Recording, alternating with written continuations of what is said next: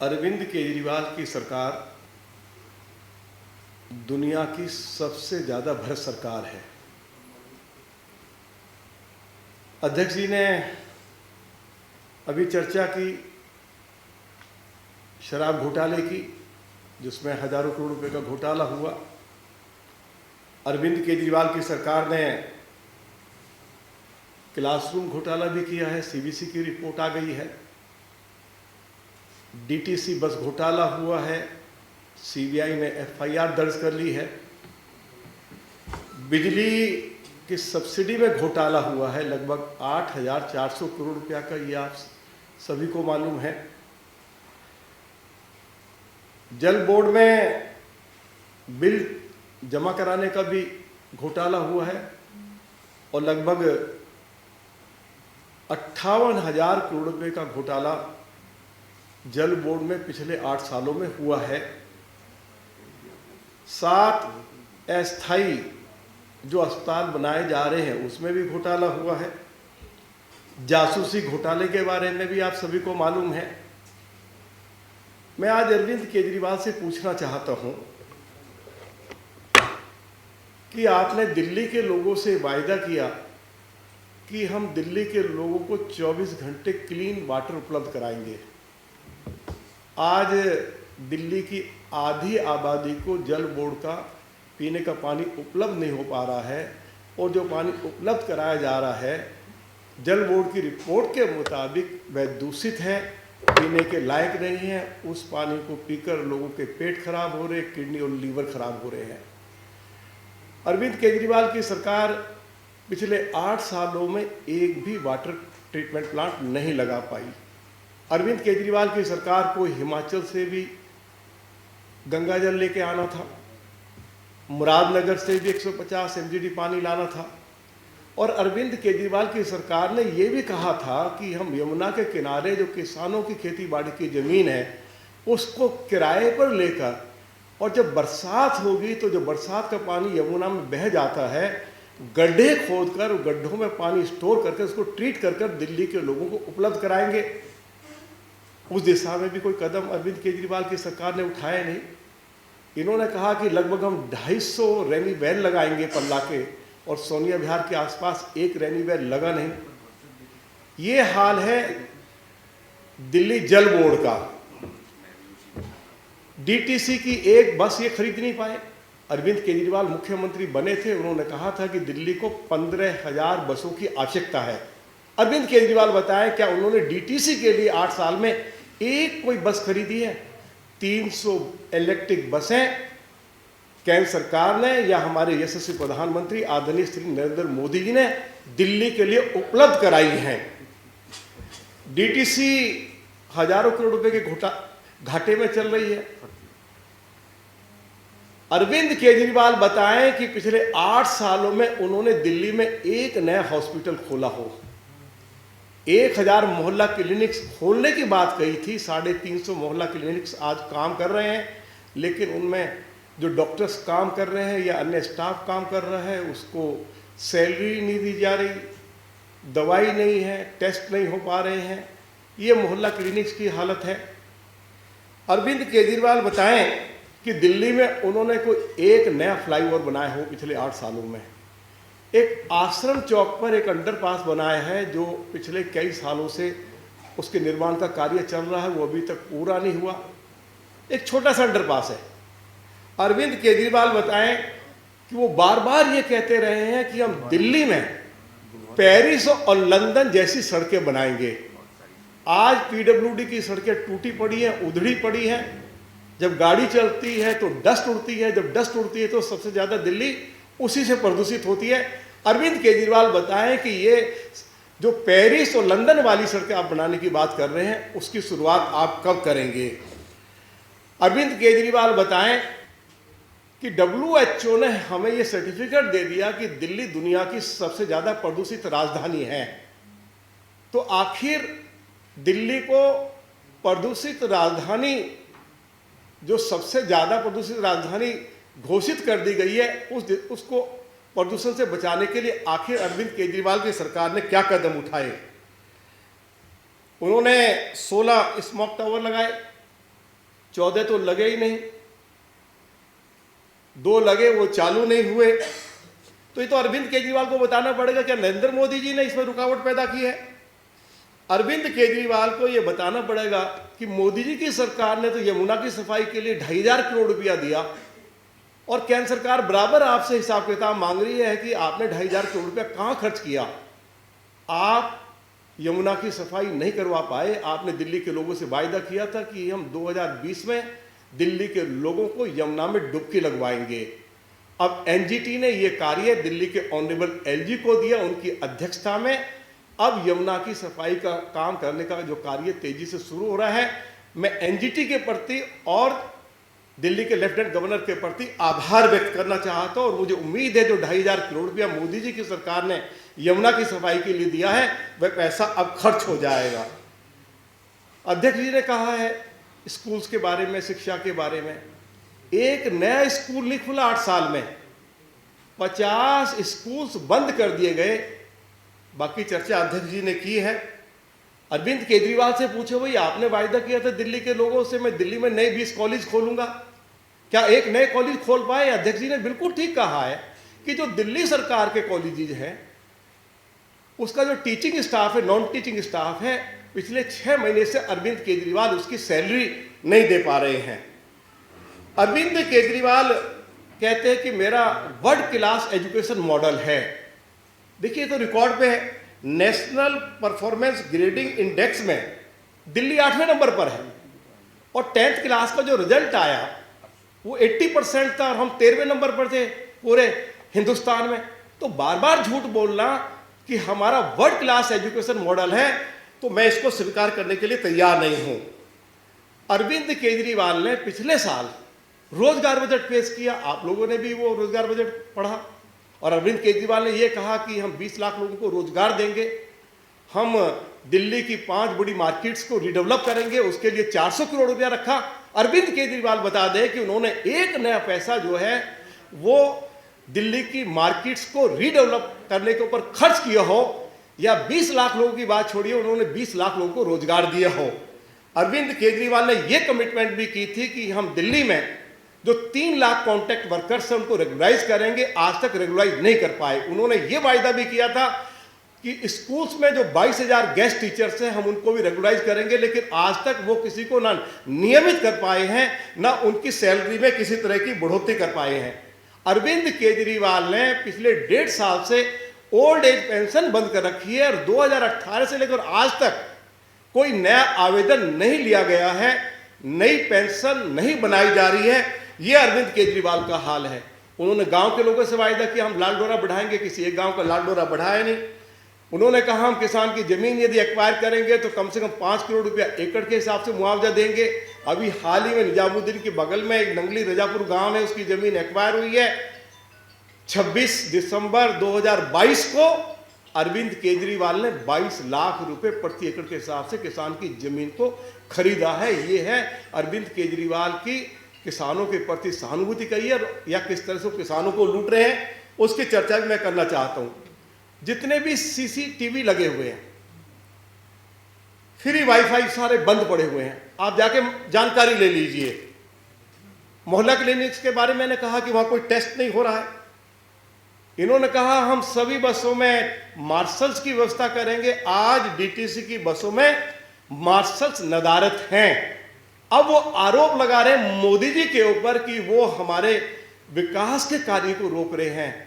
अरविंद केजरीवाल, मैं आपको चुनौती देना चाहता हूं, आप जिस चैनल पे चाहें, जहां चाहें, आप चर्चा कर लें। जब मोदी जी की सरकार ने दिल्ली के चारों तरफ पेरिफेरल रोड बनाई, उसके ऊपर जो कुल लागत आई है उसका 20% लागत दिल्ली सरकार को वहन करनी थी। एक नया पैसा अरविंद केजरीवाल की सरकार ने कंट्रीब्यूट नहीं किया। क्या मोदी जी ने दिल्ली के चारों तरफ पेरिफेरल रोड बनाकर दिल्ली में जो 60,000 ट्रक्स रोज आते थे और दिल्ली और ज्यादा प्रदूषित होती थी, तो उन ट्रक्स की एंट्री बैन हुई या नहीं हुई? तो मोदी जी ने यह दिल्ली को तोहफा दिया या नहीं दिया? मैं पूछना चाहता हूं अरविंद केजरीवाल से, उन्होंने कोई दिल्ली में कोई एक पार्क बनाया हो? मोदी जी की सरकार बदरपुर में 885 एकड़ जमीन पर दुनिया का सबसे बड़ा इको पार्क बना रहे हैं। जिसमें सफारी भी है, चिड़ियाघर भी है, जिसमें साइकिल ट्रैक भी है, जॉगिंग ट्रैक भी है, योगा सेंटर भी है। देश विदेश से अगर टूरिस्ट आएगा, हेलीपैड बनाया जा रहा है जिससे कि हेलीकॉप्टर वहां उतर सके, एनवायरनमेंट ठीक होगा, प्रदूषण का स्तर नीचे आएगा और हजारों लोगों को रोजगार मिलेगा। अरविंद केजरीवाल, ये मोदी जी ने दिल्ली को दिया है। मैं अरविंद केजरीवाल से पूछना चाहता हूं, क्या आप तो दिल्ली में कोई सड़क बना नहीं पाए? आज मोदी जी की सरकार की बदौलत दिल्ली के लोग मेरठ 40 मिनट में पहुंच रहे हैं। दिल्ली से मुंबई का हाईवे बनाया जा रहा है, दिल्ली से सहारनपुर के लिए हाईवे बनाया जा रहा है, कालिंदी कुंज से लेकर मुंबई हाईवे तक एक 6 लेन का हाईवे मेरे विधानसभा क्षेत्र में बनाया जा रहा है। मैं पूछना चाहता हूं कि धौला कुआं, वसंत कुंज और नरेला में मोदी जी की सरकार ने फ्लाईओवर बनाए हैं। केजरीवाल बताए उन्होंने दिल्ली में एक फ्लाईओवर बनाया हो। मैं पूछना चाहता हूं कि उन्होंने कोई एक बाईपास बनाया हो। मोदी जी की सरकार ने महिपालपुर बाईपास भी बनाया है, पुलिस वार मेमोरियल भी बनाया है, national war memorial India Gate पर बनाया है, जो दुनिया का बेहतरीन नेशनल वार मेमोरियल है। कर्तव्य पथ भी बनाया है, सुभाष चंद्र बोस जी की प्रतिमा लगाई है। आज उसको देखने के लिए लाखों लोग जाते हैं। इतने लोग ताजमहल देखने के लिए नहीं जाते हैं जितने लोग आज कर्तव्य पथ या जहां सुभाष जी की प्रतिमा मोदी जी लगाई है उसको देखने के लिए जाते हैं। यमुना के किनारों का सौंदर्यीकरण का काम मोदी जी की सरकार ने 600 करोड़ रुपया खर्च करके शुरू किया है। 12 डाइवर्सिटी पार्क का निर्माण हुआ है, 300 इलेक्ट्रिक बसें दी हैं। मैं अपनी बात को समाप्त कर रहा हूं। और एशिया का सबसे बड़ा कन्वेंशन सेंटर जो 90 हेक्टेयर जमीन में बनाया जा रहा है द्वारका में, यह भी मोदी जी की सरकार ने दिया है। मोदी जी की सरकार ने प्रगति मैदान के समीप 1.5 किलोमीटर लंबी टनल बनाई है जिसमें 6 अंडरपास हैं। इस टनल को बनाने के लिए भी अरविंद केजरीवाल की सरकार को 27% कंट्रीब्यूट करना था। अरविंद केजरीवाल से पूछो क्या उन्होंने एक पैसा दिया है? एक पैसा नहीं दिया। लेकिन मोदी जी ने टनल का काम रुकने नहीं दिया। हम काम को रोक रहे हैं या हम काम को आगे बढ़ा रहे हैं, उनको जवाब देना पड़ेगा। मोदी जी की सरकार ने अभी बसंत कुंज से लेके और गुड़गांव का जो एक्सप्रेस वे है वहां तक 6.5 किलोमीटर लंबी टनल बनाने का काम शुरू किया, जिसमें 6 उसमें अंडरपास भी बनाए जा रहे हैं। मोदी जी की सरकार ने तीसरा रिंग रोड भी दिल्ली को दिया है। अरविंद केजरीवाल बताए कि उन्होंने दिल्ली को क्या दिया है। अध्यक्ष जी ने बताया कि 10 केंद्रीय विद्यालय मोदी जी की सरकार ने दिए हैं। अरविंद केजरीवाल एक स्कूल नहीं दे पाया। जैसे मैंने कहा कि 50 स्कूल बंद किए गए हैं। मोदी जी की सरकार ने अनऑथराइज कॉलोनी के लोगों को मालिकाना हक दिया है। मोदी जी की सरकार ने जहां झुकी वही मकान 3000 फ्लैट्स बनाकर झुकी झोपड़ी के लोगों को दिए हैं। 50,000 दुकानों को फ्री होल्ड किया है। मोदी जी की सरकार ने जब कोरोना महामारी के समय में हर गरीब आदमी को 8 किलो गेहूं, 2 किलो चावल मुफ्त उपलब्ध कराया है। और आज भी मोदी जी की सरकार 72 लाख लोगों को हर महीने 4 किलो गेहूं, 1 किलो चावल मुफ्त उपलब्ध करा रही है। मोदी जी की सरकार ने दिल्ली के अंदर सैकड़ों जन औषधि केंद्र खोले जहां लोगों को बहुत सस्ती दवाएं उपलब्ध हो रही है। मोदी जी की सरकार ने खोखा पटरी वालों को 10-10 हजार रुपए की आर्थिक सहायता देकर इज्जत और सम्मान के साथ रोजी रोटी कमाने का उन्होंने मौका भी दिया। लेकिन रुकावट किसने डाली है? अरविंद केजरीवाल बताएं कि दिल्ली में आयुष्मान भारत योजना आपने क्यों नहीं लागू होने दी? विधानसभा में मेरे सवाल के जवाब में उन्होंने कहा था कि बिधूरी जी, हम दिल्ली में आयुष्मान भारत योजना को लागू करेंगे। अगर वो लागू हो जाए तो कोई आदमी बीमार हो जाए तो 5 लाख रुपए तक का मुफ्त इलाज मोदी जी की सरकार की ओर से हो जाएगा। तो रुकावट तो आप डालते हैं। प्रधानमंत्री आवास योजना आपने दिल्ली में लागू नहीं होने दी। अगर किसी गरीब आदमी के पास मकान नहीं है तो 4 लाख रुपए की आर्थिक सहायता मिलती है। दिल्ली में यदि मोदी जी की सरकार गरीबों के लिए शौचालय बनाना चाहते थे, उस योजना को आपने दिल्ली में नहीं लागू होने दिया। तो मैं इन्हीं शब्दों के साथ मैंने आपको बता दिया है कि अरविंद केजरीवाल की सरकार हर मोर्चे पर विफल हुई है। दुनिया की सबसे ज्यादा भ्रष्ट सरकार है। और जैसे कि हमारे प्रदेश के अध्यक्ष आदरणीय वीरेंद्र सचदेवा जी ने घोषणा की है कि श्री अरविंद केजरीवाल, चाहे वो एक्साइज का घोटाला हो, चाहे वो अन्य घोटाले हो, उनके सूत्रधार हैं। उनको त्यागपत्र देना चाहिए, उनको बताना चाहिए कि उन्होंने 8 साल में दिल्ली को आखिर विकास का क्या तोहफा दिया है। मोदी जी ने जो कुछ दिया, हमने आपको उसके बारे में जानकारी दे दी है। वो दिल्ली की धरती पर ही सब कुछ, ये सारे विकास के कार्य मोदी जी की सरकार ने किए हैं। यह जानकारी मुझे देनी थी। बहुत बहुत धन्यवाद। मेरे साथ हमारे विधानसभा के प्रतिपक्ष के नेता आदरणीय विधुड़ी जी बैठे हैं। कल आपने भी सुना और हमने भी सुना। तो कल जब अरविंद केजरीवाल कह रहे थे कि दिल्ली में आंधी चल रही है, तो दिल्ली में आंधी चल रही थी। वो आंधी थी विनाश की, वो आंधी थी नशे की। जिस आंधी का जिक्र अरविंद केजरीवाल कर रहे हैं, वो आंधी थी शराब की काली दलाली की। वो आंधी थी भ्रष्टाचार की।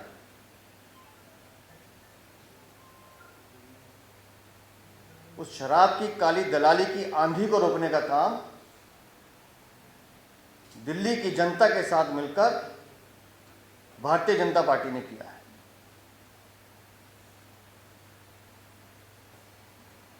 जिन शब्दों का उपयोग उन्होंने माननीय प्रधानमंत्री जी के लिए किया है, केजरीवाल जी को ये समझना पड़ेगा कि आसमान में जितना भी आप थूकोगे, पलट कर थूक आपके ऊपर ही आ जाए। जिन प्रधानमंत्री जी को विश्व का सबसे लोकप्रिय प्रधानमंत्री माना जाता है, उनके लिए आप टिप्पणी करेंगे और सोचेंगे कि हम लाइमलाइट में आएंगे। लेकिन अरविंद केजरीवाल इस बात का जवाब नहीं देंगे। उन्होंने कहा कि शराब में घोटाला नहीं हुआ। हम उनसे फिर पूछते हैं, अगर घोटाला नहीं हुआ था तो जांच प्रारंभ होने की घोषणा के साथ ही पुरानी शराब नीति को वापस क्यों लेकर आए? उन्होंने नई शराब नीति को वापस लेने की घोषणा क्यों की? कोई जवाब नहीं उनके पास। उनके पास इस बात का भी जवाब नहीं है कि कमीशन को 2% से बढ़ाकर 12% क्यों किया गया। इस बात का जवाब नहीं देंगे। इधर उधर की बातें करेंगे, मुद्दे की बात नहीं करेंगे। जिस शिक्षा मंत्री और स्वास्थ्य मंत्री की बात वो कर रहे हैं, उस दोनों के घोटाले के मास्टरमाइंड स्वयं अरविंद केजरीवाल है। ये बात मैं निश्चित रूप से कह रहा हूं कि इन पूरे घोटालों के सूत्रधार स्वयं अरविंद केजरीवाल है। वो अपना दामन बचा नहीं सकते। जिस मुख्यमंत्री पद को वो चला रहे हैं, उनकी मंत्रिपरिषद के जो फैसले हैं, उसकी जिम्मेवारी अरविंद केजरीवाल की है। वो उन फैसलों से बच नहीं सकते। कल वो छाती ठोक के कह रहे थे कि शराब में कोई घोटाला नहीं हुआ, तो थोड़ा सा उनको पुरानी याद कर लेना चाहिए।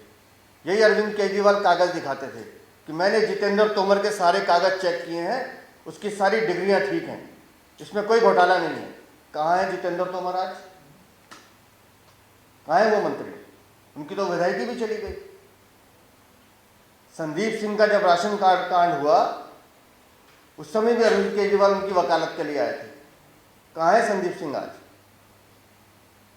असीम अहमद खान जब भ्रष्टाचार में पकड़े गए, उस समय अरविंद केजरीवाल की मुंह में दही क्यों जम गई थी? जिस मुख्यमंत्री के 6 मंत्री पिछले 8 साल में इस्तीफा देके गए हो, भ्रष्टाचार के कारण गए हो, ऐसे मुख्यमंत्री को कोई नैतिक अधिकार है कुर्सी पर रहने का? आप विकास की बात कर रहे हैं। कोविड काल में जब उस बीमारी ने पूरे देश को घेर लिया था, दिल्ली को घेर लिया था, उस समय अस्पतालों की हालत क्या थी और कहां भाग रहे थे अरविंद केजरीवाल, उनके स्वास्थ्य मंत्री? हम सबको पता है। ऑक्सीजन ले जाने के लिए इनके पास गाड़ियां नहीं थी। जब गरीब मजदूरों पर भुखमरी की मार पड़ रही थी, तो माननीय प्रधानमंत्री थे जिन्होंने दिल्ली के हर नागरिक को, मजदूर को, श्रमिक को, कमजोर लोगों को फ्री में राशन देने का काम किया। कहां थे केजरीवाल उस समय?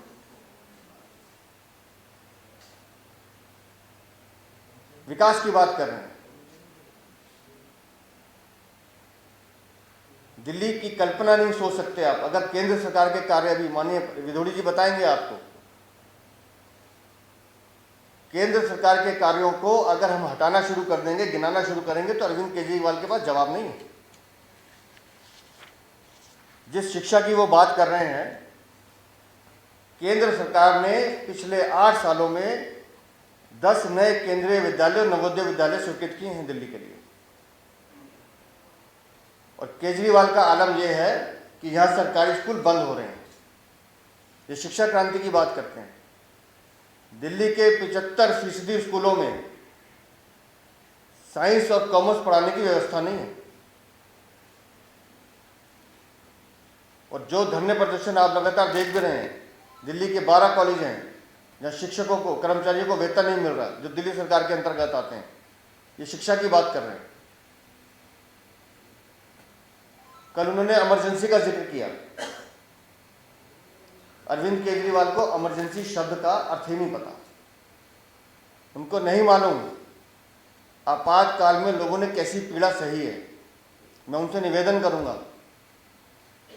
भारतीय जनसंघ, भारतीय जनता पार्टी के ऐसे पुराने कार्यकर्ता आज भी हैं जिनका हम 25 जून को बुला के सम्मान करते हैं, जिन्होंने 19-19 महीने जेल में काटे हैं, जिन्होंने यातनाएं सही हैं।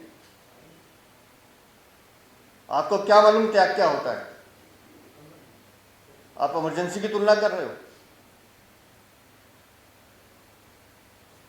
अपने घोटालेबाज मंत्रियों को बचाने के लिए उनकी तुलना शहीद आजम से करते हो। यही केजरीवाल कहते थे ना कि सत्येंद्र जैन को तो भारत रत्न मिलना चाहिए। 9 महीने से मिल रहा है भारत रत्न। मनीष सिसोदिया अंदर गए तो हमने मंत्री बनाया कि काम सफर ना हो। 9 महीने से सत्येंद्र जैन जेल में बैठे थे, तब आपका काम सफर नहीं हो रहा था। और इस्तीफे में भी घोटाला किया है। मुझे अभी भी जानकारी मिली है कि इस्तीफे भी शायद रिजेक्ट हो गए, कि एक पे तिथि नहीं है। और एक इस्तीफा 27 तारीख का है, वो 28 को दिया गया है। और उसमें भी खेल देखिए इनका। इस्तीफे आ गए, घोषणा कर दी कि राजकुमार आनंद और कैलाश गहलोत ये विभाग संभालेंगे। अभी उन बेचारों ने विभागों के नाम भी नहीं पड़े थे। 2 नए मंत्री हो, बताइए कि अब ये देखेंगे। अरे भाई, तुमने 2 नए मंत्री बनाने ही थे तो सारी वो एक्सरसाइज करने की जरूरत क्या थी? उनको भी आराम करने देते। तो अरविंद केजरीवाल धोखा देने की राजनीति, झूठ बोलने की राजनीति, फरेब की राजनीति और दिल्ली को विनाश में झोंकने की राजनीति कर रहे हैं। भारतीय जनता पार्टी उनको मुंह तोड़ जवाब देगी। कल हमने जब सुबह घोषणा की कि भारतीय जनता पार्टी शराब घोटाले को लेकर रुकेगी नहीं, हम घर घर जाएंगे, गली गली जाएंगे, तो शाम होते होते अरविंद केजरीवाल भी कहने लगे कि हम भी जाएंगे। और मुझे खुशी है उन्होंने कहा वो जाएंगे, पर वो जाएंगे तो उन्हें बताना पड़ेगा कि शराब नीति वापस क्यों ली। उन्हें बताना पड़ेगा कि इस दलाली का पैसा किसने खाया। उन्हें जनता को बताना पड़ेगा। लोग पूछेंगे उनका गिरबान पकड़ के कि कमीशन 2% से 12% क्यों की। उन्हें बताना पड़ेगा कि मंदिर, मस्जिद, गुरुद्वारे के पास शराब के ठेके क्यों खोले, स्कूलों के पास आपने शराब की दुकानें क्यों खोली। ये दिल्ली की जनता उनसे पूछेगी। तो अरविंद केजरीवाल भी तैयार हैं कि दिल्ली की जनता उनसे सवाल करने वाली है और उनको जवाब देना होगा। बहुत बहुत धन्यवाद।